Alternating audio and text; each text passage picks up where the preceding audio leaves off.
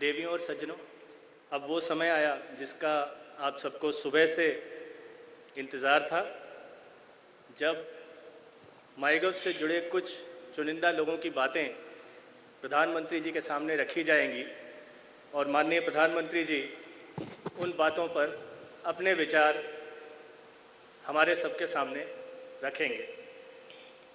सबसे पहले करनाल से डॉक्टर PS पवार, नोएडा से श्री चंद्र प्रकाश और चेन्नई से श्रीमती सुचित्रा राघवचारी के विचार हम सुनते हैं।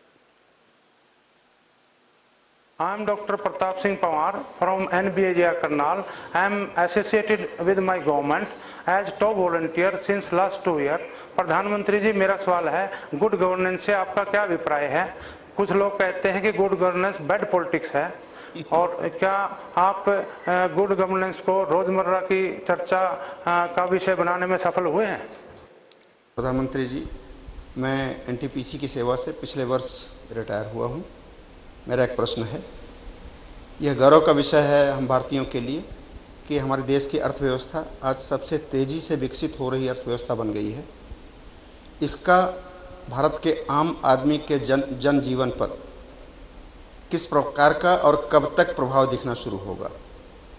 नमस्कार प्रधानमंत्री जी, मैं डॉक्टर सुचित्रा राघवाचारी, चेन्नई से।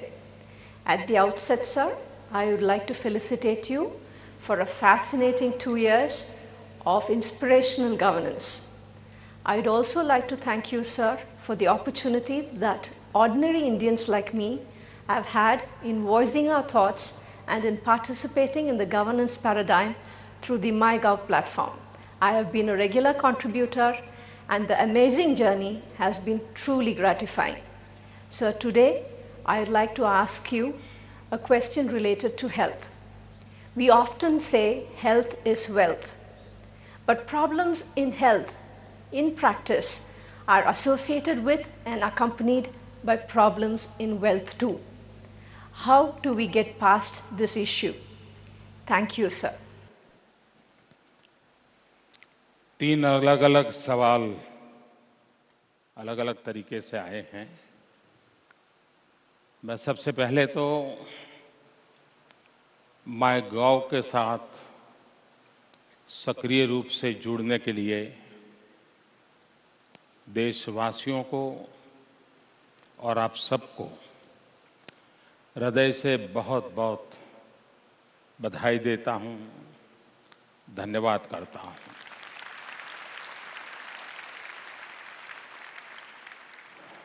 हमारे देश में लोकतंत्र का एक सरल अर्थ ये हो गया कि एक बार वोट दे दो और फिर 5 साल के लिए उनको कॉन्ट्रैक्ट दे दो कि बस ये तुमको दिया, अब तुम्हारी जिम्मेवारी है सारी समस्याओं का समाधान कर दो। और अगर 5 साल में कुछ कमी रही तो फिर वोट देकर के दूसरा कॉन्ट्रैक्टर ढूंढ लेंगे और उसको कहेंगे देखिए उसने नहीं किया, तुम कर दो। सिर्फ वोट देकर के सरकार चुनना, अगर लोकतंत्र वहां पर सीमित हो जाता है तो लोकतंत्र का जो स्पिरिट है वो कभी पनप नहीं सकता है। और इसलिए पार्टिसिपेटरी डेमोक्रेसी, जन भागीदारी वाला लोकतंत्र, ये सबसे बड़ी भारत जैसे विशाल देश में आवश्यकता है। टेक्नोलॉजी के कारण ये सहज संभव हुआ है। आज जो स्वच्छ भारत अभियान चल रहा है वो जन भागीदारी का उत्तम उदाहरण है। लोग अपने आप, संगठन, नेता, सब लोग कुछ न कुछ करने का प्रयास करते हैं। आपका सवाल था गुड गवर्नेंस। हमारे देश में माना गया है good governance is a bad politics. ये सही है कि ज्यादातर राजनीति में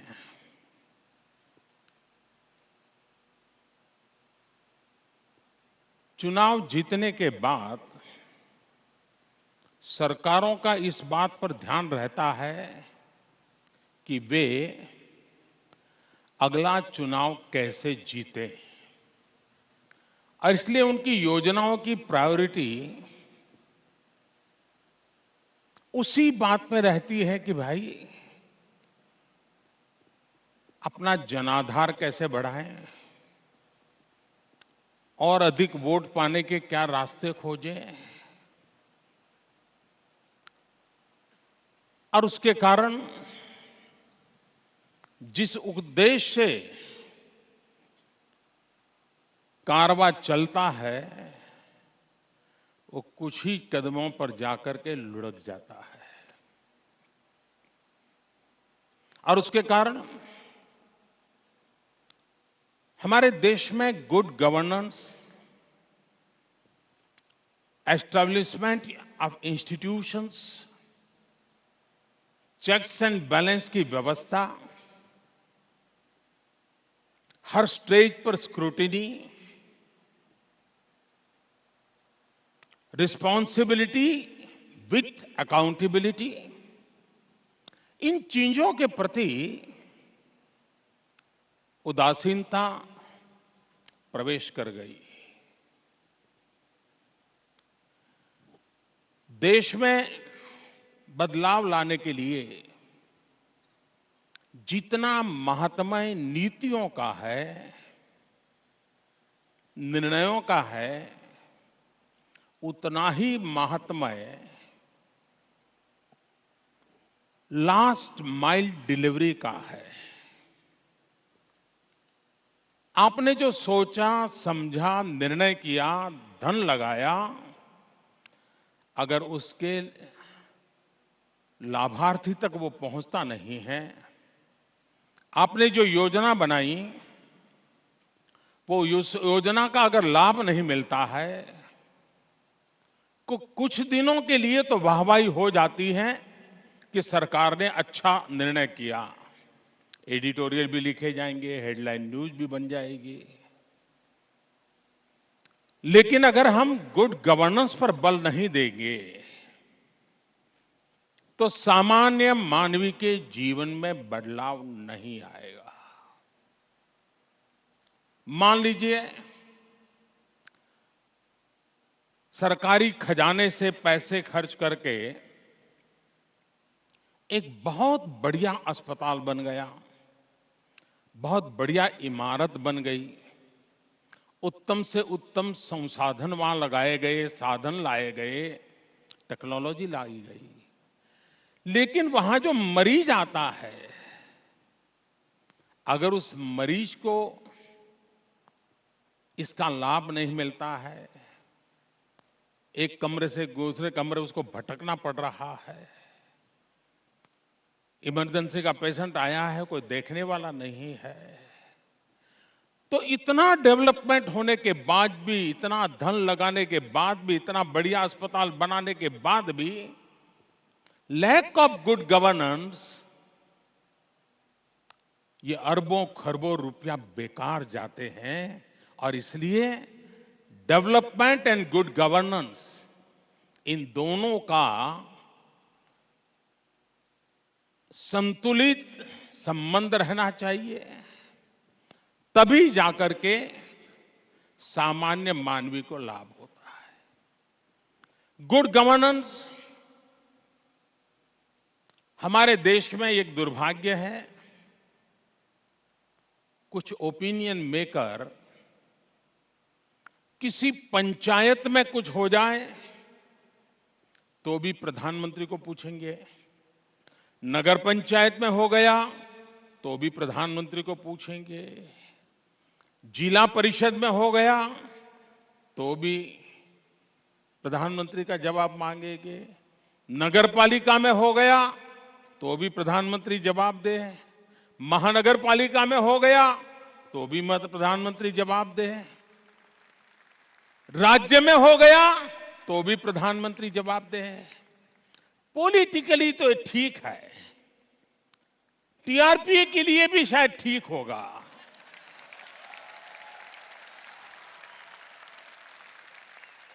और प्रधानमंत्री को तकलीफ हो वो कोई बुरी चीज नहीं है, लोकतंत्र में होनी भी चाहिए और मेरे जैसे को ज्यादा होनी चाहिए।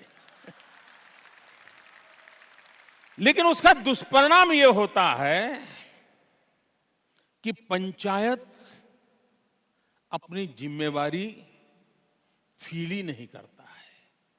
नगर पंचायत को लगता है मेरी जिम्मेवारी नहीं है, नगर पालिका को लगता है मेरी नहीं, महानगर पालिका को लगता है मेरी नहीं, राज्यों को लगता है मेरी नहीं, और उसके कारण गवर्नेंस को बहुत बड़ा नुकसान होता है। गुड गवर्नेंस के लिए पहली आवश्यकता है जिसकी जो जिम्मेवारी है उससे उस जिम्मेवारी का हिसाब मांगना चाहिए। न नीचे हिसाब मांगना चाहिए, न ऊपर मांगना चाहिए, सीधा सीधा उससे मांगना चाहिए, तब सुधार होगा। सुधार तब होगा। और इसलिए good governance and people awareness and opinion maker, ये बहुत आवश्यक है कि जिसकी जिम्मेवारी हो उसकी जवाबदेही हो। ये एक बहुत अनिवार्य है। दूसरा, गुड गवर्नेंस में मेरा मत है कभी कभी समस्याओं की जड़ में सरकार स्वयं होती है। मैं जानता हूं, ये मैं बोलता हूं उसके कारण क्या क्या होगा।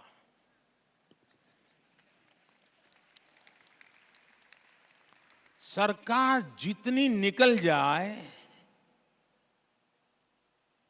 उतना ही जनता सामर्थ्यवान बनेगी और जनता राष्ट्र को जो चाहिए वो दे सकती है।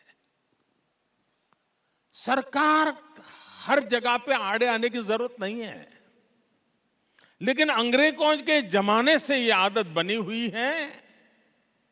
इसको बदलना कठिन काम होने के बावजूद भी गुड गवर्नेंस के लिए ये बदलाव जरूरी है। सरकारों ने अपने आप को बदलना होगा। रुकावटें पैदा करे, जनता को बार बार हमारे पास आना पड़े, हमसे हिसाब मांगना पड़े, ऐसी स्थिति क्यों होनी चाहिए?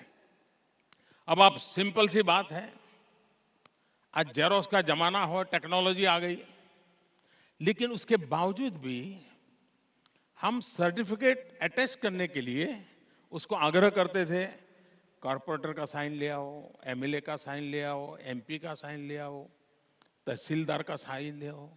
वो बेचारा साइन लेने के लिए घूमता फिरता था। हमने आकर के निर्णय किया, भाई जनता पे भरोसा करो ना। जेरोक्स मशीन है, वो जेरोक्स करके भेज देता है, जब फाइनल जॉब मिलेगा तब ओरिजिनल सर्टिफिकेट देख लेना, टैली कर लेना।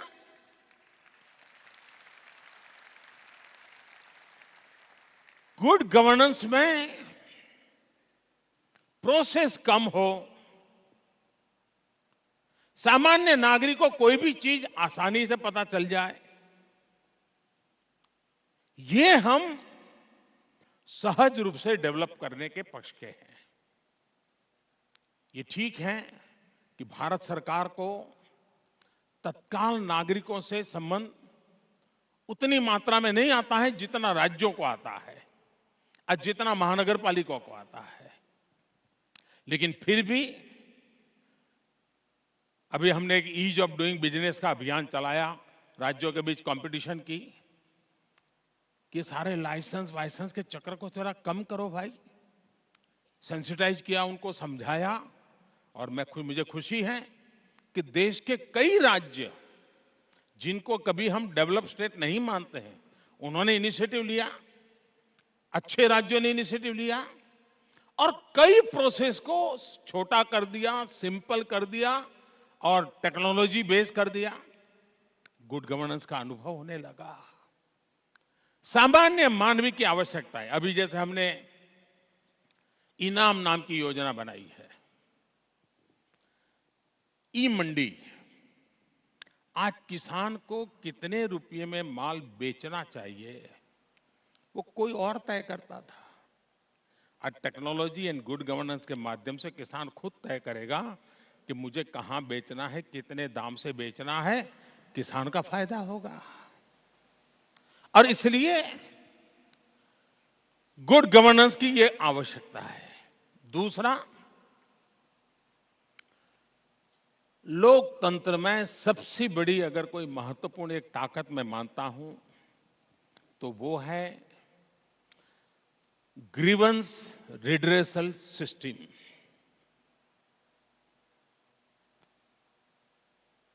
क्या सरकार जनता की आवाज सुनती है? सुनती है तो उस पर जिम्मेवारी के साथ रिस्पॉन्स करती है। हमारी गुड गवर्नेंस की आवश्यकता है और अभी बहुत कुछ करना है। सामान्य से सामान्य नागरिक की शिकायत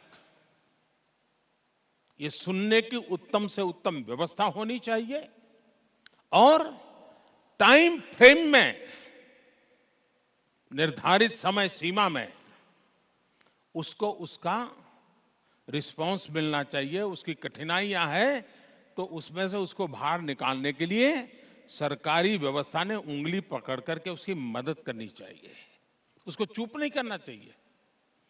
गुड गवर्नेंस की दृष्टि से इस दिशा में हम काम कर रहे हैं और जितनी ग्रीवेंस रिड्रेसल सिस्टम, मैं अभी इन दिनों हर महीने एक प्रगति का कार्यक्रम करता हूं। सभी सेक्रेटरी, सभी चीफ सेक्रेटरी राज्यों के बैठता हूं। जनता की जो बातें मेरे पास आती है मैं सीधा उनसे पूछता हूं। इश्यू एक उठाता हूं लेकिन एड्रेस पूरी सिस्टम को करता हूं। अगर किसी ने पेंशन को लेकर के शिकायत की तो पेंशन के जितने मसले हैं सब पर मैं दबाव डाल करके कहता हूं कि क्यों नहीं हुआ, कैसे नहीं हुआ, टाइम फ्रेम में कैसे करोगे। तो गुड गवर्नेंस के लिए हम कुछ इनिशिएटिव ले रहे हैं और मुझे विश्वास है कि हमारी बहुत सारी समस्याओं का समाधान गुड गवर्नेंस से होता है। दूसरा सवाल सरकार के ही एक निवृत्त अधिकारी ने पूछा था और उनका सवाल था कि भारत आज विश्व में सबसे तेज गति से आगे बढ़ने वाली अर्थव्यवस्था है। ये बात सही है कि बड़े देशों में भारत आज सबसे तेज गति से आगे बढ़ने वाली इकोनॉमी है और वो भी सिर्फ हम आगे बढ़ रहे हैं ऐसा नहीं। दो भयंकर अकाल, ड्राउट,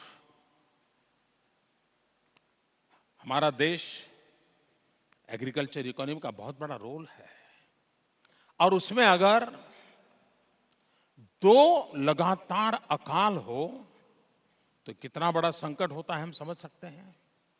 दूसरा, पूरे विश्व में मंदी का दौर चल रहा है, रिसेशन का दौर चल रहा है। पूरी दुनिया की परचेजिंग कैपेसिटी काफी नीचे गिर गई है। जब विश्व की अर्थरचना का ये हाल हो, भारत के भीतर एग्रीकल्चर सेक्टर पर इतना बड़ा प्रेशर हो और ऐसी विकट परिस्थिति में 7.5% से ज्यादा ग्रोथ पाना, मैं 125 करोड़ देशवासियों को अभिनंदन करता हूं, उनका वंदन करता हूं कि उनके पुरुषार्थ और परिणाम का परिणाम है कि आज देश तेज गति से आर्थिक विकास की ओर आगे बढ़ रहा है। और इसलिए अब सवाल यह है कि इस आर्थिक विकास से बदलाव क्या आता है। हम जानते हैं हमारे परिवार में अगर आज एक व्यक्ति कमाता है और 20,000 रुपये आता है तो हम परिवार कैसे चलाते हैं, उस 20,000 रुपयों में प्रायोरिटी तय करते हैं कि भाई क्या लाना, क्या नहीं लाना, कितना खाना, कितना नहीं खाना, सब्जी लानी कि नहीं लानी, दूध लाना कि नहीं लाना, बच्चों के लिए नए कपड़े लाना कि नहीं लाना, सोचते हैं।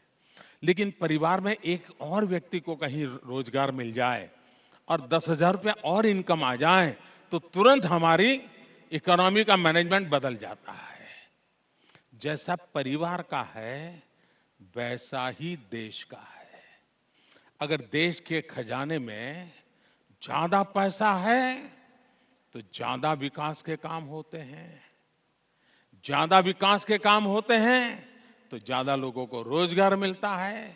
अगर ज्यादा पैसे होंगे तो रोड बढ़िया बनेंगे, बड़े बनेंगे, दूर दूर तक बनेंगे, तो रोड बनाने वालों को काम मिलेगा। बनाने वालों को काम मिलेगा तो पहले वो जूते नहीं खरीदता था, अब जूते खरीदेगा। पहले वो एक टाइम खाना खाता था, अब 2 टाइम खाना खाएगा। उसके जेब में पैसा आया तो पैसा खर्च करेगा, खर्च करेगा तो पैसा फिर बाजार में आएगा, फिर बाजार में आएगा तो वो इकोनॉमी को ड्राइव करेगा। और इसलिए सिंपल सा अर्थ कारण है, इसके लिए स्ट्रेटेजी चाहिए, ऐसे नहीं होता है। एक कुछ नियम, कुछ व्यवस्थाएं, इन सब पर बल देना पड़ता है, लेकिन optimal utilisation of the natural resources, जितना ज्यादा हमारे पास जो प्राकृतिक संपदा है उसका हम जितना ज्यादा उपयोग करेंगे उतना हमारी वैल्यू एडिशन से इकोनॉमी बढ़ेगी। हम ह्यूमन रिसोर्स का भी प्रॉपर यूटिलाइजेशन कर पाएंगे सिर्फ हम युवा है, 800 मिलियन 35 से नीचे हमारा एज ग्रुप के लोग हैं, इससे करेंगे तो नहीं होगा। हमें फोकस करके किसकी क्या क्षमता है, कहां उपयोगिता है, उसको जोड़ेंगे तो इकोनॉमी बढ़ेगी। भारत जैसा देश, हजारों साल पुरानी विरासत हमारे पास है। हम अगर टूरिज्म को बढ़ावा दें और सफलतापूर्वक बढ़ावा दें, दुनिया भर के टूरिस्ट आए, तो हमारी ये जो हजारों साल से हमारे पास जो विरासत है वो हमारी इकोनॉमी में कन्वर्ट हो जाएगी, वो हमारी इकोनॉमी को बढ़ देगी। और इसलिए ताजमहल में इन्वेस्टमेंट किसी ने किया होगा, उस समय शायद अखबार निकलते होंगे तो एडिटोरियल भी आया होगा कि ये कैसा राजा है, लोग भूखे मर रहे हैं, ताजमहल बना रहा है। उस समय शायद टीवी चैनल चलती होगी तो सब आया होगा, मजदूरों के हाल क्या है, कैसे हो रहा है, सब हुआ होता। लेकिन वही ताजमहल आज लाखों लोगों की रोजगार का कारण बन चुका है। इसलिए हम किन बातों का कैसे उपयोग करते हैं उसके आधार पर तय होता है कि हम इकोनॉमी को कैसे ड्राइव कर सकते हैं। और ये देश के लिए आवश्यक है, ज्यादा नहीं यारों, 30 साल अगर हम 8% से ज्यादा ग्रोथ अचीव कर लेते हैं तो दुनिया में आज जो कुछ भी उत्तम देखते हैं वो सारा आपके कदमों में हो सकता है दोस्तों, हिंदुस्तान में हो सकता है।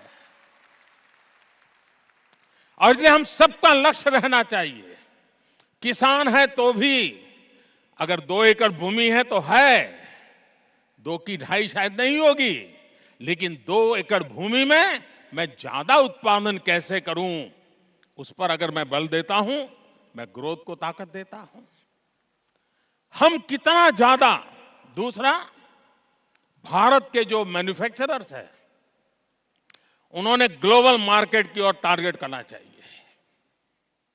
जब भारत में बनी हुई ट्रेन, मेट्रो ऑस्ट्रेलिया में एक्सपोर्ट होती है, भारत में बनी हुई जापानीज कंपनी मारुति जब भारत में कार बनाती है और जापान उसको इंपोर्ट करता है तो हिंदुस्तान की इकोनॉमी बढ़ती है।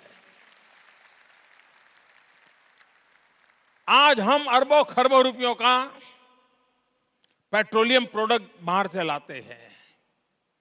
हम सोलार एनर्जी पर बल दें, हमारी अपनी ताकत पर हमारा इंपोर्ट कम करने की स्थिति में आ जाएं, हम ग्रोथ में एक नया एडिशन जोड़ सकते हैं।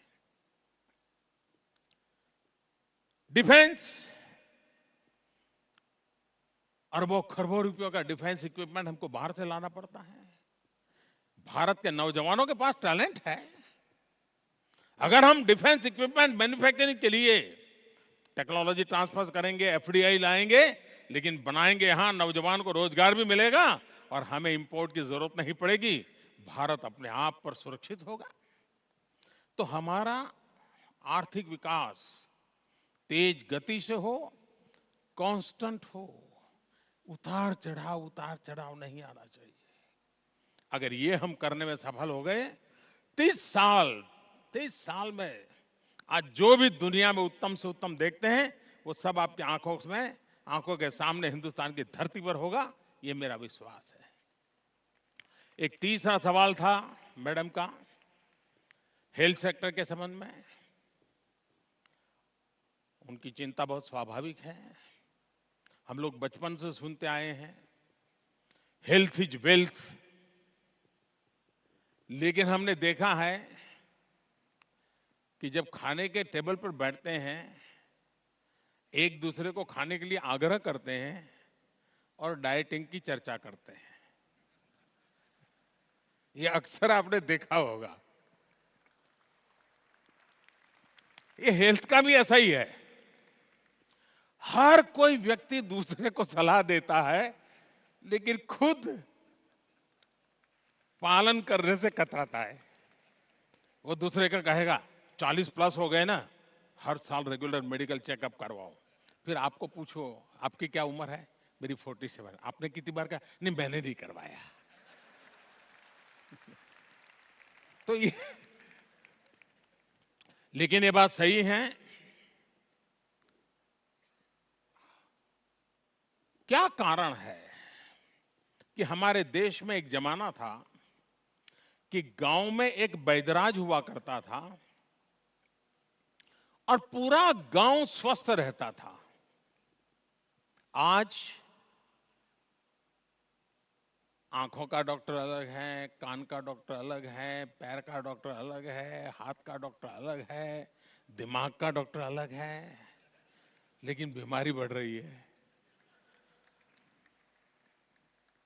और इसका मतलब ये है कि प्रिवेंटिव हेल्थ के प्रति हम उदासीन हैं।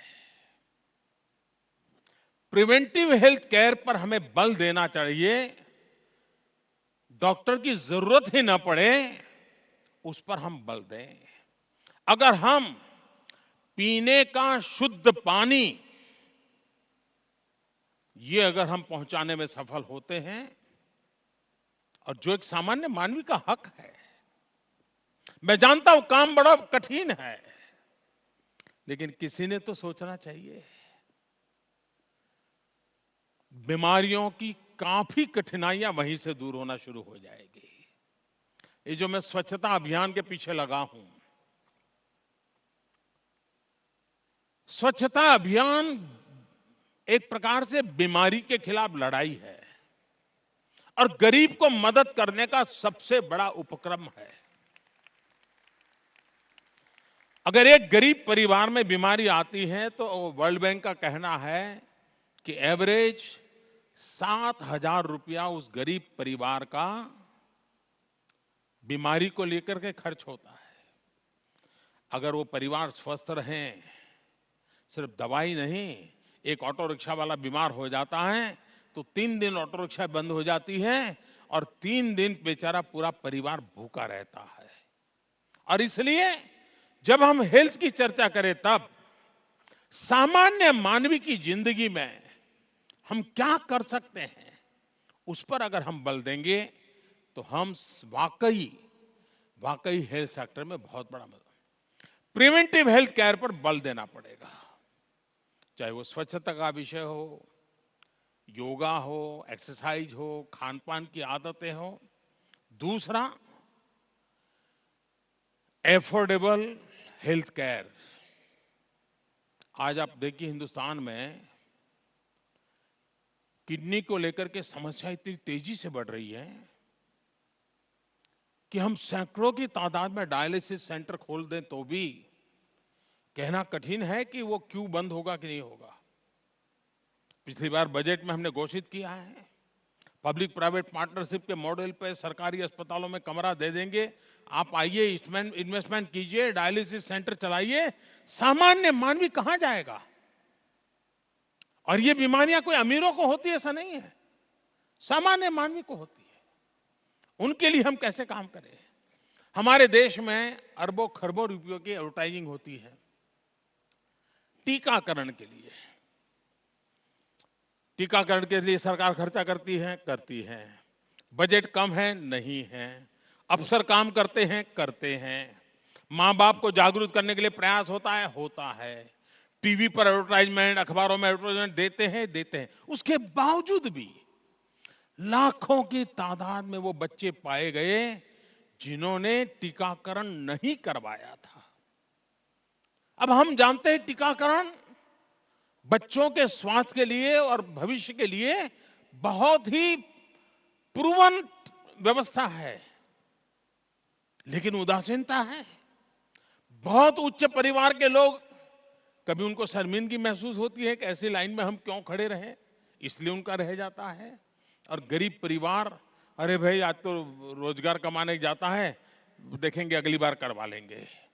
अभी हमने इंद्रधनुष योजना के तहत ऐसे कितने बच्चे रह गए, खोजने का अभियान चलाए पूरे देश में,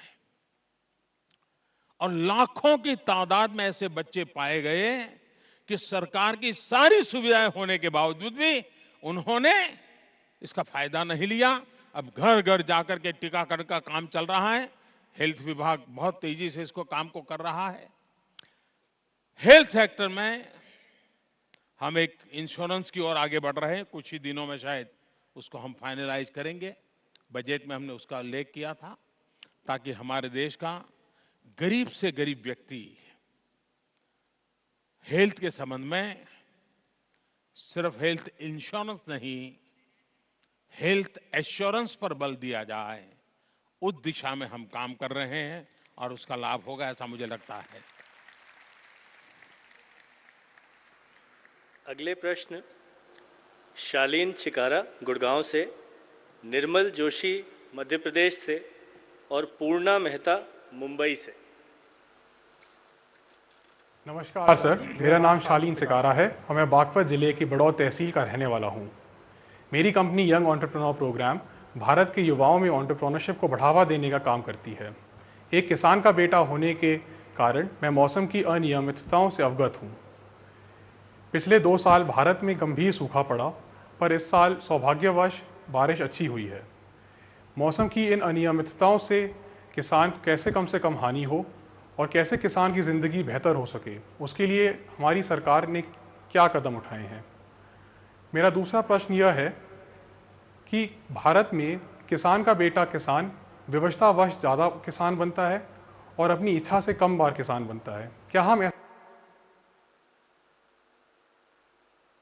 नमस्कार पीएम सर, मेरा नाम निर्मल जोशी है। मैं प्रधानमंत्री ग्रामीण विकास फेलो के रूप में डिंडोरी जिले में काम करता हूँ। सर, सर्वप्रथम मैं आपको और माईगव टीम को बधाई देना चाहूँगा कि इस प्लेटफॉर्म के माध्यम से देश का आम नागरिक भी खास नागरिक होने का अनुभव करता है, देश के राष्ट्र निर्माण में सहयोग देने का अनुभव करता है। तो सर, इसके लिए आप बधाई के पात्र हैं। सर, माईगव प्लेटफॉर्म का उपयोग मैं भी पिछले 2 सालों से कर रहा हूँ और इस पर होने वाले पॉलिसी डिस्कशन, ड्राफ्टिंग और सजेशन में मैंने भाग लिया है, जैसे skill development policy, new education policy आदि।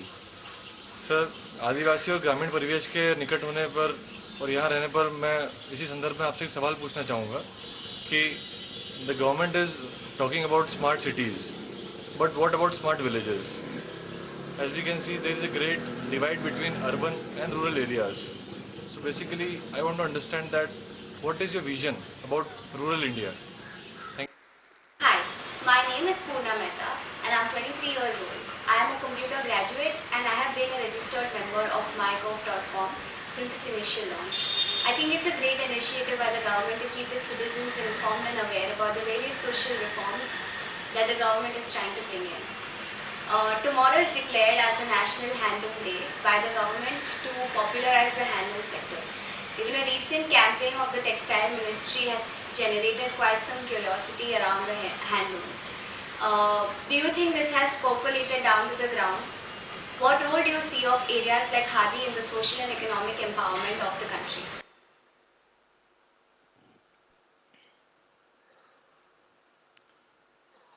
तीन सवाल, मेरे पहले तीन सवाल काफ़ी लंबे जवाब शायद हो गए, तो मुझे अब उसको सीमित करना पड़ेगा। पहला सवाल था उनका कि भाई किसान का बेटा किसान मजबूरी से बनता है, चॉइस से नहीं बनता है।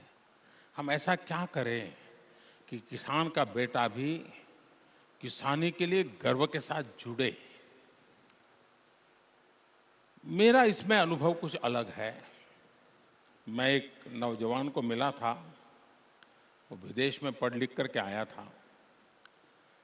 उसकी पढ़ाई तो कुछ और हुई थी। मैंने कहा, क्या कर रहे हो? तो बोलता है कि मैंने कैटल रख लिए हैं और आधुनिक तरीके से उन कैटलों की देखभाल करता हूँ और दूध उत्पादन के काम में लगा हूँ और पैकेजिंग करके दूध पहुँचाता हूँ। अब मैंने कहा, तुमने पढ़ाई क्या की और व्यवसाय क्या कर रहे हो? मुझे एक बार एक एग्रीकल्चर यूनिवर्सिटी में जाने का मौका मिला था। मुझे फार्मर्स को सम्मानित करने का अवसर था। मैंने सोचा था ये सक्सेस स्टोरीज हैं, 30-35 किसानों को इनाम देना था। तो मेरे मन में कल्पना थी वो धोती पगड़ी ऐसे ही किसान आए होंगे। लेकिन जब मैंने उन 35 लोगों को इनाम दिया, सबके सब जीन्स के पैंट पहने हुए थे। 25, 27, 28, 30 साल के नौजवान थे और किसानी में बहुत कुछ नया किया था। तो एकदम से चित्र वैसा भी नहीं है, लेकिन फिर भी बहुत एक मात्रा में आप जो कहते हैं उसको हमने एड्रेस करने की जरूरत है। हम ये न सोचें कि हमारा एग्रीकल्चर सेक्टर अब गया बीता है। आज भी देश की इकोनॉमी को ताकत देने का सामर्थ्य एग्रीकल्चर सेक्टर में बहुत है और इसके लिए हमने अब बदले हुए हालात में परंपरागत कृषि से बाहर आने के लिए जितनी जल्दी करें करना पड़ेगा। ज्यादातर किसान हमारे देश का अभी भी परंपरागत कृषि से जुड़ा हुआ है। अगर बगल वाले ने लाल डिब्बे वाली दवाई डाल दी तो वो भी जाकर के लाल डिब्बे वाली दवाई डाल देता है। बगल वाले ने अगर पीले रंग का पाउडर डाल दिया तो वो भी पीले रंग का पाउडर डाल देता है। उसे पता नहीं है कि उसकी फसल तुम्हारी फसल अलग है भाई। उसकी जमीन का स्वभाव तुम्हारी जमीन का स्वभाव अलग है। उसकी फसल को 4 वीक हो चुके हैं, तुम्हारी फसल को 3 वीक हुए हैं। तुम ये गलत करो, लेकिन उसे इन चीजों का पता नहीं है। और इसलिए इस बदले हुए समय में हम हमारे कृषि जगत के महानुभावों को आधुनिक कृषि से कैसे जोड़े। जैसे जमीन, बहुत हमने बड़ा अभियान लिया है, सॉइल हेल्थ कार्ड। हमारे देश में इंसान को भी हेल्थ कार्ड अभी उपलब्ध नहीं है। हमारी कोशिश है किसान को उसकी जमीन का हेल्थ कार्ड मिले। उसकी जमीन की ताकत क्या है, बीमारी क्या है, कमियां क्या है, अच्छाइयां क्या है, उसकी जमीन किस प्रकार के काम के लिए उपयोगी है। अगर एक बार उसको ज्ञान हो जाएगा तो वो अवश्य उत्तम परिणाम दे सकता है। सॉइल हेल्थ कार्ड देने का, सॉइल हेल्थ कार्ड देने का एक बहुत बड़ा अभियान चला है और किसानों को एजुकेट करने का काम चल रहा है। दूसरा है सीड्स। हमारा किसान सस्ते में सीड लेने के लोभ में ऐसे ही बनावटी चीजों से फंस जाता है और सीजन पूरी होने के बाद पता चलता है लूट गया। और इसलिए सीड के संबंध में सरकारी तंत्र की जागरूकता, इस प्रकार से किसानों को लूटने वालों से बचाने का प्रयास। तीसरा, अनाप शनाप फर्टिलाइजर का उपयोग, अनाप शनाप दवाइयों का उपयोग, उसको समझा करके कैसे ठीक किया जा सकता है, उस पर बल देना। उसी प्रकार से मल्टीपल क्रॉप की ओर कैसे लिया जा सकता है। खेती को 3 हिस्सों में बांटना चाहिए। 1/3 जो भी आप धान वगैरह प्रोडक्ट करते हैं वो करिए। 1/3 टिम्बर की खेती, अपने खेत की बॉर्डर पर टिम्बर की खेती करें। जो टिम्बर घर बनाने में, फर्नीचर बनाने में काम आता है। 15 साल 20 साल के बाद वो पेड़ जो कि कॉर्नर पर है, आपकी जमीन बर्बाद नहीं करता है, काम आएगा। तीसरा, पशुपालन, हनी बी, मत्स्य उद्योग, इन चीजों से किसान को जोड़ना चाहिए। तो उसकी इकोनॉमी को 3 पिलर मिल जाएंगे, तो कभी अकाल भी आ गया तो भी किसान को संकट नहीं होगा। चौथा, एग्रो इंफ्रास्ट्रक्चर। हमारे देश में पानी नेचुरल संसाधन है, लेकिन पानी अगर खेत तक पहुंचता है तो ग्रोथ का कैटलिक एजेंट बन जाता है। लेकिन वो पानी समंदर में चला जाता है तो वेस्ट डिस्ट्रीब्यूट के निकाल के लिए खर्चा बन जाता है। और इसलिए हमारी कोशिश है, प्रधानमंत्री कृषि सिंचाई योजना, उपलब्ध पानी किसानों के खेत में कैसे पहुंचे, इस पर बल देने की दिशा में काम चल रहा है। मुझे विश्वास है कि इन दिनों नई पीढ़ी कृषि क्षेत्र में आ रही है। एग्रीकल्चर में value addition, food processing, warehousing, cold storage, e market, इन चीजों को अगर हम जोड़ेंगे, और उस दिशा में कई काम चल रहे हैं, मैं उसका वर्णन नहीं करने जा रहा हूं, लेकिन इसका बहुत बड़ा लाभ इससे हो सकता है। दूसरा एक सवाल पूछा, क्या था भाई दूसरा सवाल? कोई बता दे।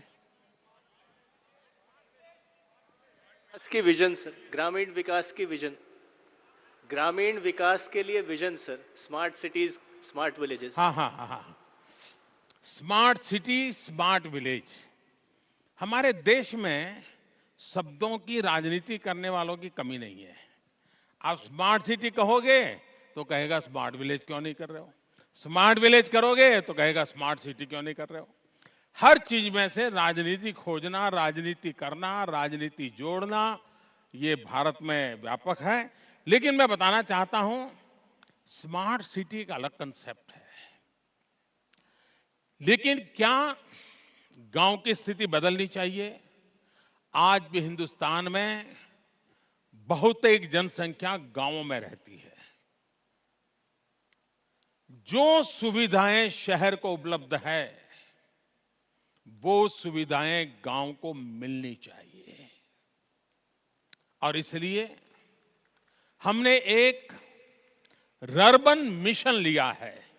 ये स्मार्ट सिटी प्लस है, ये स्मार्ट सिटी प्लस व्यवस्था है। बहुत कम लोगों को समझ आएगा। और अभी प्राइमरी हमने स्मार्ट सिटी तो 100 की बात की है। रर्बन मिशन में हमने 300 प्लेसेस को आइडेंटिफाई किया है। ये ब्लॉक से भी नीचे के हैं, छोटे छोटे गांवों का क्लस्टर है, और वे पोटेंशियली उस इलाके के ग्रोथ सेंटर बन सकते हैं। अगल बगल के गांव के लोग शिक्षा के लिए वहां आते होंगे, अगल बगल के गांव के लोग अपना माल बेचने के लिए आते होंगे, माल खरीदने के लिए आते होंगे, बीमारी वगैरह रही हुई तो अगल बगल के लोग वहां आते होंगे, मोबाइल फोन रिपेयर करवाना होगा, चार्ज करवाना होगा तो वहां आते होंगे। ऐसे एक 300 छोटे गांव हमने सिलेक्ट किए हैं और रर्बन मिशन के तहत उसको उस रूप में विकास किया जाए कि जिसमें सारा इंफ्रास्ट्रक्चर वही हो जो शहरों को होता है। उसको डिजिटल कनेक्टिविटी हो, उसको फिजिकल कनेक्टिविटी हो, उसको क्वालिटी एजुकेशन हो, उसको क्वालिटी हेल्थ सुविधाएं हो, लेकिन आत्मा गांव की, सुविधा शहर की। गांव मरने नहीं देना चाहिए। गांव में एक अपनापन होता है। गांव में मेहमान आता है तो किसी परिवार का नहीं होता है, पूरा गांव कहता है कि आज हमारे यहां मेहमान आए हैं। गांव में बारात आती है तो एक परिवार में बारात नहीं आती, पूरा गांव कहता है आज तो हमारे शहर गांव में बारात आई, हमारी बिटिया की शादी है। ये जो गांव की ताकत है वो भारत की जड़ों में इतना सामर्थ्य रखती है, और इसलिए आत्मा गांव की, सुविधा शहर की, और उसको ध्यान में रखते हुए रर्बन मिशन को हाथ में लिया है, जो एक प्रकार से स्मार्ट सिटी प्लस योजना है और उस पर काम चल रहा है, बहुत तेजी से काम चल रहा है। वो भविष्य के रूरल इकोनॉमी के ग्रोथ सेंटर बन जाएंगे और एक बहुत बड़ा बदलाव उससे आने वाला है। एक तीसरा सवाल था शायद,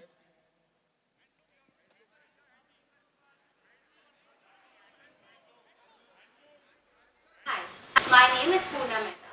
And तीसरा क्या था? I am a computer graduate and I have been a registered member khadi of और my हैंडलूम्स के संबंध में था सर। हैंडलूम। कल 7 अगस्त है, हैंडलूम डे है। हमें मालूम है कि महात्मा गांधी के नेतृत्व में विदेशी कपड़ों की होली और स्वदेशी का मंत्र इसके साथ 7 अगस्त जुड़ी हुई है, और इसलिए हैंडलूम डे हमने पिछले साल से 7 अगस्त से शुरू किया है।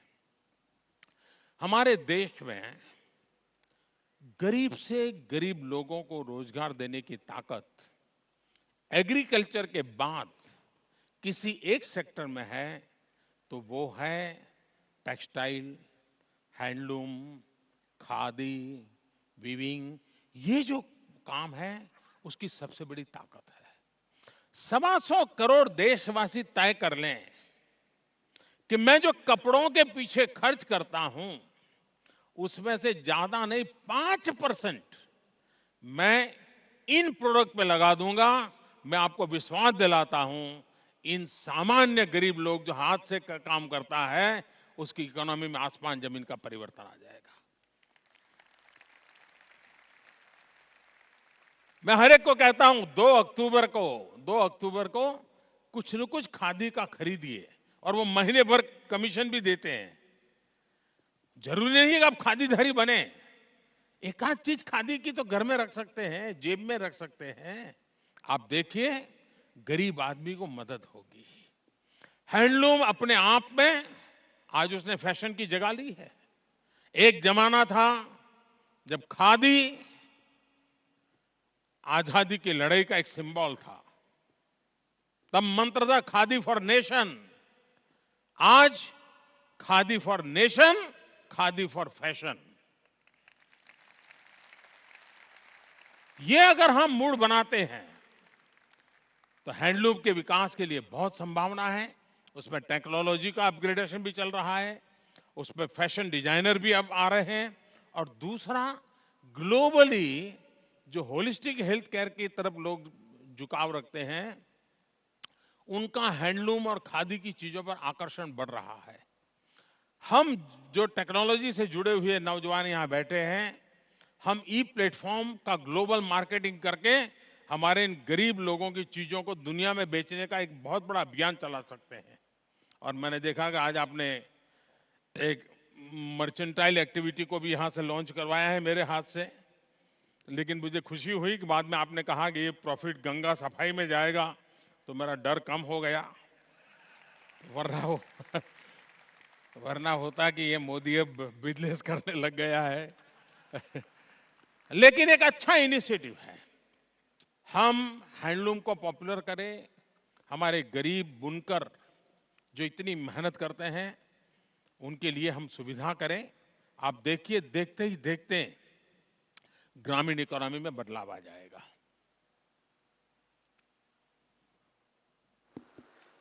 अगले तीन सवाल श्री काल मेहता जो सिलिकॉन वैली से हमारे साथ जुड़े हैं, सुवेनी कौल जो जम्मू एंड कश्मीर से हमारे साथ जुड़े हैं, और छवि यादव नोएडा से।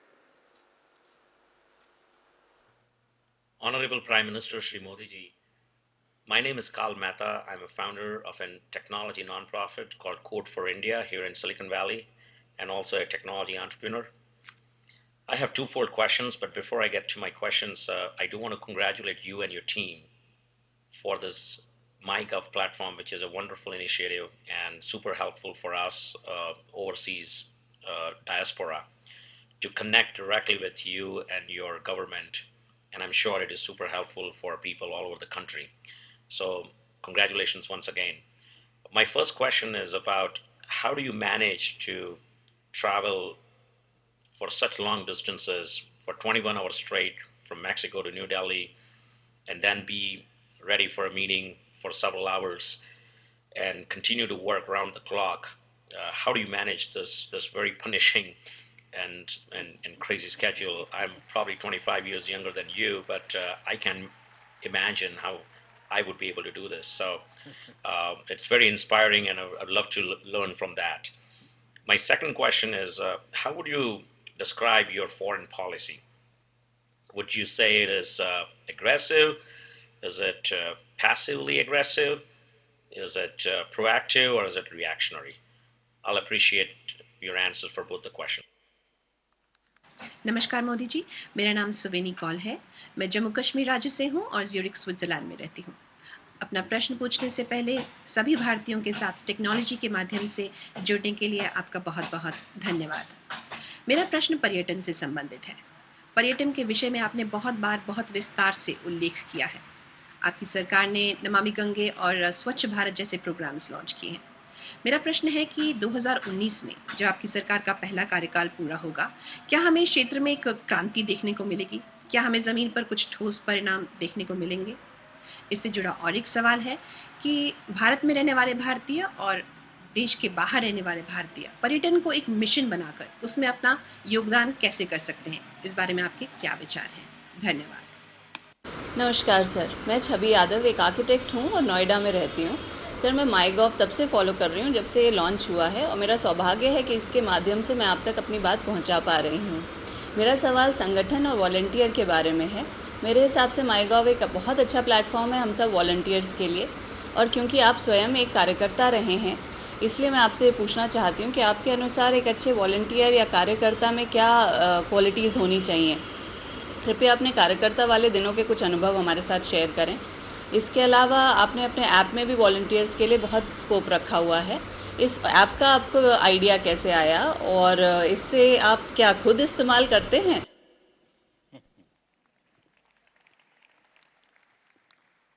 पहला सवाल था विदेश नीति के संबंध में।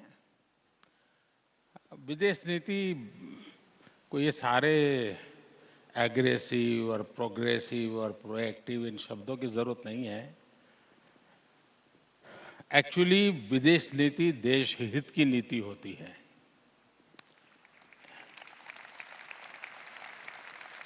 इंडिया फर्स्ट, बस उसका सेंटर पॉइंट यही है, इंडिया फर्स्ट। भारत के स्ट्रेटेजिक जो हित है उसकी रक्षा हो। भारत आर्थिक दृष्टि से फले फूले, दुनिया में जहां जगह हो वहां पहुंचे। और तीसरी बात है कि आज वक्त बदल चुका है, पूरी दुनिया इंटरडिपेंडेंट है। दुनिया का कोई देश एक खेमे में भी नहीं है, और वो खेमे वाला युग भी पूरा हो चुका है। हर कोई हर किसी से जुड़ा हुआ है, और 5 चीजों में साथ चलता होगा, 2 चीजों में सामने चलता होगा, फिर भी साथ साथ रहते होंगे, ये अवस्था है। इसका बारीकी से समझना, उपयोग करना और भारत के हितों की चिंता करना, ये मैं समझता हूँ बहुत बड़ा काम है। और दूसरा एक पहलू जो हमने उपयोग करना चाहिए वो है हमारा डायस्पोरा। दुनिया में बसे हुए भारतीयों की अपनी एक ताकत है, दुनिया में बसे हुए भारतीयों की एक साख है, इज्जत है उनकी। उन सरकारों ने उनके प्रति बड़ा आदर भाव है। ये हमारे शक्ति का भारत के लिए दुनिया के साथ संबंधों को जोड़ने के लिए एक बहुत बड़ी भूमिका वो अदा कर सकते हैं। इन दिनों डायस्पोरा काफी प्रोएक्टिव हुआ है, असर्टिव भी होने लगा है। मैं समझता हूं ये भारत के लिए बहुत आवश्यक है और बहुत अच्छी तरह दुनिया के अंदर आज भारत एक नई ऊर्जा के साथ, एक प्रतिष्ठा के साथ अपनी जगह बना रहा है। और लोकतांत्रिक मूल्यों से जुड़े हुए देशों में भारत आज कई इनिशिएटिव ले रहा है जिसमें दुनिया हमारा साथ दे रही है। तीसरा सवाल उन्होंने मेरा व्यक्तिगत पूछा। जो विदेश में रहते हैं उनके लिए सवाल बहुत स्वाभाविक है क्योंकि वो जेट लैग से परेशान रहते हैं। तो इसलिए उन्होंने खास पूछा कि आप इतना सफ़र करके जाते हो और फिर ऑफिस चले जाते हो। मुझे लगता है कि ये सवाल मुझे बहुत लोग पूछते हैं और आज से नहीं पूछते हैं, मुझे कई साल से पूछते हैं कि आप थकते नहीं है क्या। 125 करोड़ देशवासी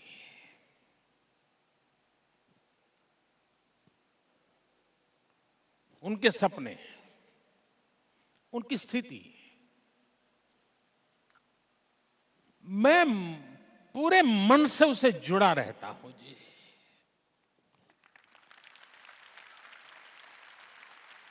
और इसलिए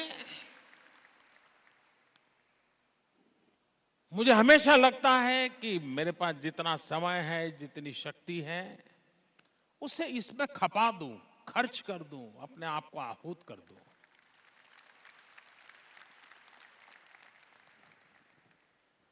और कभी लोगों की सोच ये है कि आप में इतनी ऊर्जा है इसलिए आप इतना काम कर पाओगे। ये अरिथमेटिक गलत है। इतनी ऊर्जा है तो इतना काम कर पाओगे ऐसा नहीं है। एक बार आपको पता चल जाए कि इतना काम है, ये मेरा मिशन है, फिर ऊर्जा अपने आप आने लग जाती है। हर व्यक्ति को ईश्वर ने हर व्यक्ति को ऊर्जा दी हुई है। कोई उस ऊर्जा को कुंठित होने देता है, कोई उस ऊर्जा को तेजस्वी बनाता चलता है। हम सबके पास, आपसे मेरे पास अलग एक्स्ट्रा कुछ नहीं है। आपको ईश्वर ने जो दिया है मेरे पास उतना ही है, लेकिन मैं एक मिशन मोड में उसको खपा देने के लिए निकला हूं तो वो बढ़ती चली जा रही है और काम आती जा रही है। आप भी इसी मंत्र को लेकर के चल सकते हैं। दूसरा विषय था टूरिज्म। इन दिनों सरकार ने जो इनिशिएटिव लिए हैं उसके कारण टूरिज्म में काफी वृद्धि हुई है। 40 लाख से ज्यादा विदेश के टूरिस्ट पिछले 6 महीने में भारत आए हैं। ई वीजा के कारण और सुविधा हुई है। स्वच्छता के कारण टूरिज्म को एक स्वाभाविक हमें बाय प्रोडक्ट के रूप में फायदा हो रहा है। पहले लोग आते थे, सब कुछ देखते थे, लेकिन जाकर के पहले यार है तो बढ़िया, लेकिन ये थोड़े में से बाहर आ रहे हैं हम लोग। तीसरी बात है, भारत की जो विरासत है,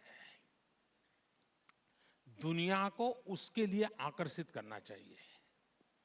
हम ये कहें कि भाई हमारे समुद्र तट से टूरिज्म आएगा तो दुनिया में बहुत जगह पे इससे भी अच्छे समुद्र तट मिल जाएंगे। लेकिन अगर उसको ये पता चले कि भारत में 5000 साल पुरानी ये चीज है, 2000 साल पुरानी ये चीज है, 1000 साल पुरानी ये चीज है, तो उसको लगता अच्छा ऐसा है, चलो भाई, ये कैसी संस्कृति थी, मानव संस्कृति, जरा देखे तो सही। दुनिया आकर्षित है। अब हैरान होंगे जी, भारत के पास भोजन, उसकी विविधताएं इतनी है कि हम प्रॉपर मार्केटिंग करें तो दुनिया को पागल कर सकते हैं जी। विश्व ने तो एक कोने में जो पिज्जा हट देखा, हजारों किलोमीटर दूसरे कोने पर वही पिज्जा हट होता है, वही टेस्ट होता है, कोई फर्क नहीं होता है। हमारे यहां तो तमिलनाडु के एक कोने से निकले दूसरे कोने पर जाएं तो इडली के 10 टेस्ट बदल जाते हैं। लेकिन हमारी इस ताकत को हमने कभी हमारी इन चीजों को ताकत के रूप में देखा नहीं। ये हमारी ताकत है। मैंने एक बार फैशन डिजाइनरों से चर्चा कर रहा था। मैंने कहा, कभी भारत में ये जो कपड़े पहने जाते हैं, आपने कभी उसका स्टडी किया है क्या? क्या कारण है इस इलाके के लोग कपड़े ऐसे पहनते हैं, इस इलाके के लोग कपड़े ऐसे पहनते हैं? भारत में मर्यादा नाम की चीज का बहुत बड़ा वो है प्रेशर। लेकिन फिर भी कुछ समाज ऐसे हैं कि जहां महिलाओं का अपना घाघरा पैर से आधा फुट ऊपर होता है। क्या कारण है? वरना सामान्य रूप से महिला अपने पैर का नाखून भी दिखने नहीं देती है। क्या कारण है? आपने स्टडी किया?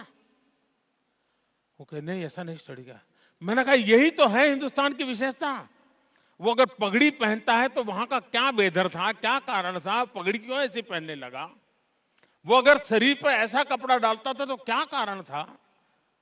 ऊपर की तरफ जाओ तो एक प्रकार का धोती पहनता है, दक्षिण में जाओ तो लुंगी पहनता है। क्या कारण है जी? दुनिया को हमारी विविधताओं से हम आकर्षित कर सकते हैं, और जितना ज्यादा हमारी विरासत से लोगों को जोड़ेंगे उतने हमारे टूरिज्म को बल मिलेगा। बाकी जो आधुनिक चीजें हैं, आज दुनिया में हमसे बहुत अच्छी चीजें देने के लिए विश्व में सब कुछ मौजूद है। जो दुनिया के पास नहीं है, जो हमारे पास है, उस पर ही हमने फोकस करना चाहिए। टूरिज्म बल सकता है।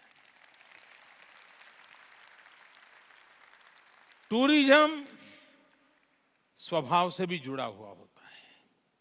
बाय एंड लार्ज भारत के लोग अतिथि सत्कार के स्वभाव के हैं।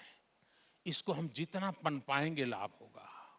और मैं विदेश में रहने वाले भारतीयों से कहना चाहूंगा कि आप हिंदुस्तान में डॉलर इन्वेस्ट करें या न करें, आप हिंदुस्तान में आकर के कोई सामाजिक काम करें या न करें, एक काम हर कोई कर सकता है।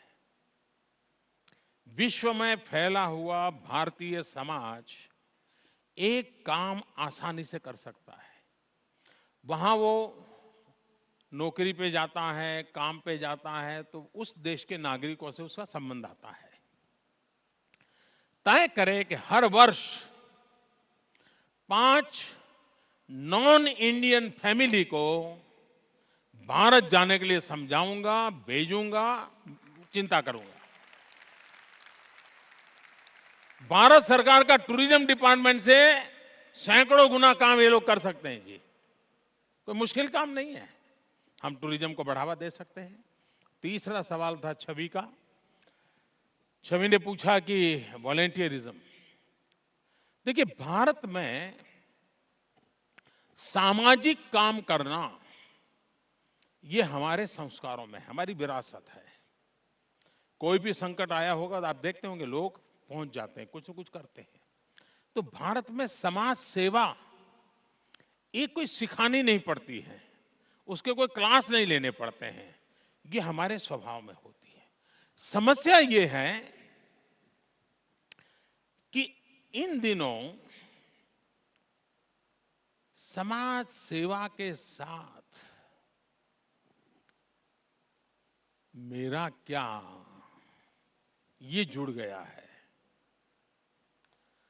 सचमुच में आप कल्पना करिए कि बाबा साहब आम्बेडकर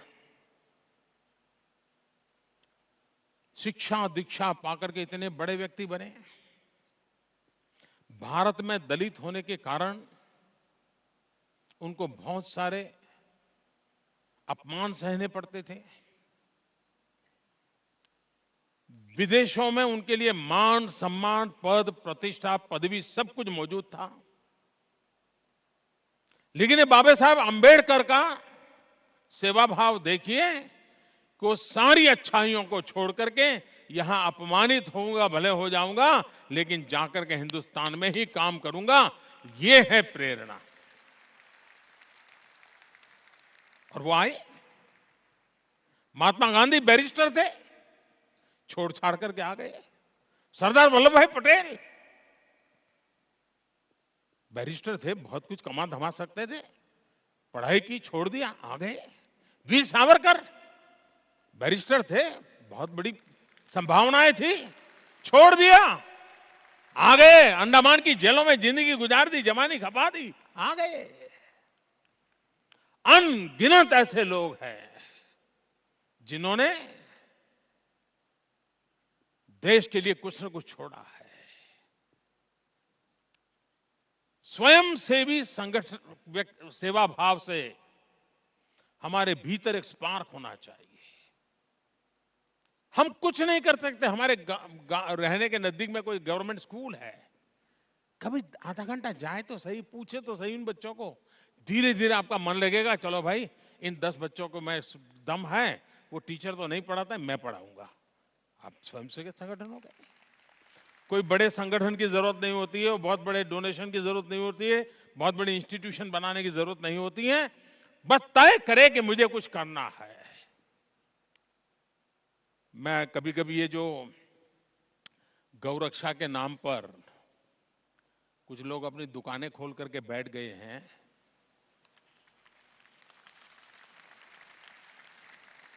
मुझे इतना गुस्सा आता है। गौ भक्त अलग है, गौ सेवक अलग है। पुराने जमाने आपने देखा होगा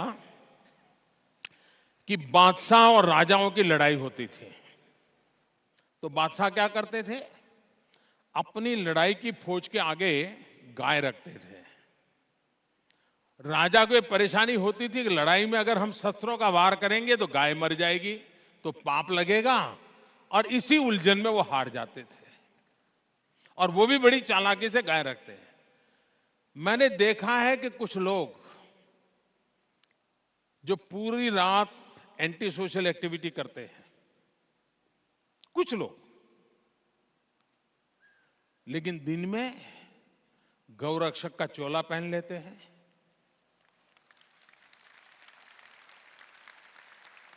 मैं राज्य सरकारों को अनुरोध करता हूं कि ऐसे जो स्वयंसेवी निकले हैं, अपने आप को बड़ा गौरक्षक मानते हैं, उनका जरा डोजियर तैयार करो। 70-80% ऐसे निकलेंगे जो ऐसे गोरख धंधे करते हैं जो समाज स्वीकार नहीं करता है, लेकिन अपनी उस बुराइयों को से बचने के लिए ये गौरक्षा का चोला पहन करके निकलते हैं। और सचमुच में वो गौ सेवक है, तो मैं उनसे आग्रह करता हूं, एक काम कीजिए। सबसे ज्यादा गायें कत्ल के कारण मरती नहीं है, प्लास्टिक खाने से मरती है। आपको जानकर के हैरानी होगी जी, गाय कूड़े कचरे में प्लास्टिक खा जाती है और उसका परिणाम होता है कि गाय मर जाती है। मैं जब गुजरात में था तो मैं कैटल हेल्थ कैंप लगाता था, पशुओं के हेल्थ कैंप लगाता था, बड़े बड़े कैंप लगाता था। और उसमें मैं ऐसी गायों के बीमारी को उनके ऑपरेशन करवाता था। एक बार मैं एक इस कार्यक्रम में गया, एक गाय, उसके पेट में से 2 बाल्टी से भी ज्यादा प्लास्टिक निकाला पेट में से काट करके। अब ये जो समाज सेवा करना चाहते हैं, कम से कम गाय को प्लास्टिक खाना बंद करवा दे और प्लास्टिक लोगों को फेंकना बंद करवा दे, तो भी बहुत बड़ी गौ सेवा होगी। और इसलिए स्वयं सेवी संगठन, स्वयं सेवा, ये औरों को प्रताड़ित करने के लिए नहीं होती है, औरों को दबाने के लिए नहीं होती है। एक समर्पण चाहिए, करुणा चाहिए, त्याग चाहिए, बलिदान चाहिए, तब जाकर के सेवा होती है। और इसलिए अगर हम सब कुछ न कुछ समाज के लिए करें। कभी हमने हमारे अखबार बांटने वाले को पूछा नहीं होगा कि भाई क्या करते हो, बच्चे कितने हैं, क्या पढ़, नहीं पूछा होगा। दूध देने आता है घर पे, थैली रख करके चला जाता है, कभी नहीं पूछा होगा। पोस्टमैन आता है, डाक ले जाता है, कभी पूछा नहीं होगा क्या है भाई। कभी तो अपनों के आसपास जो सामान्य जीवन जीने वाले, उनको पूछो तो सही कि भाई क्या हाल है तेरा, तेरे बच्चे की पढ़ाई क्या है। आप देखिए, सेवा करने के लिए प्रधानमंत्री के भाषण की जरूरत नहीं पड़ेगी। आपके बगल में खड़े हुए इंसान उसका जवाब ही आपको कुछ करने की प्रेरणा दे देगा। और अगर ये आपने कर लिया, मुझे विश्वास है कि आप देश की भलाई के लिए बहुत कुछ कर सकते हैं। मुझे अच्छा लगा, आज काफी समय हो गया, इसको पूरा करना चाहिए। अच्छा लगा मुझे आप सबसे मिलने का अवसर मिला। जिन लोगों को आज सम्मानित करने का मुझे अवसर मिला है, जिन्होंने योगदान किया है, जिन्होंने अचीव किया है, ऐसे सभी साथियों को मैं बधाई देता हूं। लेकिन और लोग भी जो लगातार ये पुरुषार्थ कर रहे हैं, परिश्रम कर रहे हैं, वो जोड़ रहे हैं। सरकार में सजागता इससे आती है। आज ये सबसे बड़ा एम्पावरमेंट है टेक्नोलॉजी। एक जमाना था कि कुछ लोग दिन रात हमें उपदेश देते थे, ये अच्छा बेबुरा, आपको ये करना चाहिए, वो करना चाहिए, बहुत कुछ हमें कहते थे। देशवासियों को कहते थे, नागरिकों को कहते थे, खिलाड़ियों को कहते थे, हर किसी को कहते थे। आज एक ऐसी ताकत आपके हाथ में आ गई है, आप उसको भी कहते हो भाई तुम खुद झूठ बोल रहे हो, सत्य ये है। ये ताकत छोटी नहीं है जी। प्रधानमंत्री कुछ कह दे तो एक जमाना था कि राष्ट्र के नाम संदेश दे दिया, लोगों ने सुन लिया, अच्छा लगा ठीक है, नहीं लगा ठीक है। आज प्रधानमंत्री बोलेंगे तो 3 मिनट में आ जाता है कि साहब ये तो ठीक है, लेकिन आप 10 साल पहले ये करते थे। ये ताकत है। हम तो सार्वजनिक जीवन में आलोचनाएं सह सह करके बड़े हुए हैं, और वो लोकतंत्र की विशेषता है। लेकिन बहुत लोग हैं उनको आलोचना पचती नहीं है। मैं तो उनको बुखार आ जाता, मैं हैरान हूं, क्योंकि अब तक उनको उपदेश देने का ही मौका मिला था। हम सबको आलोचनाओं को स्वीकार करना, आलोचनाओं को समझना, और मैं मानता हूं ये टेक्नोलॉजी का प्लेटफॉर्म हमें संस्कारित करता है, हमें शिक्षित करता है।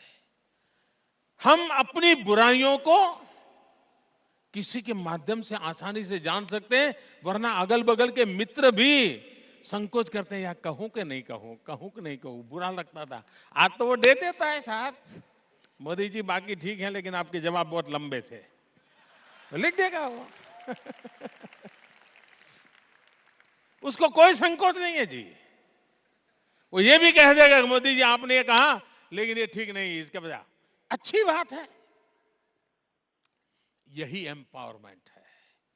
माईगॉव के द्वारा सरकार को जन भागीदारी से चलाने का इरादा है। लाखों लोग जुड़े हैं, करोड़ों लोग जुड़े, ये अपेक्षा है, और आप सबके प्रयासों से ये होगा। बहुत बहुत धन्यवाद। कोटि कोटि धन्यवाद माननीय प्रधानमंत्री जी। मन की बात करने वाले जन से मन की बात सुनते भी हैं।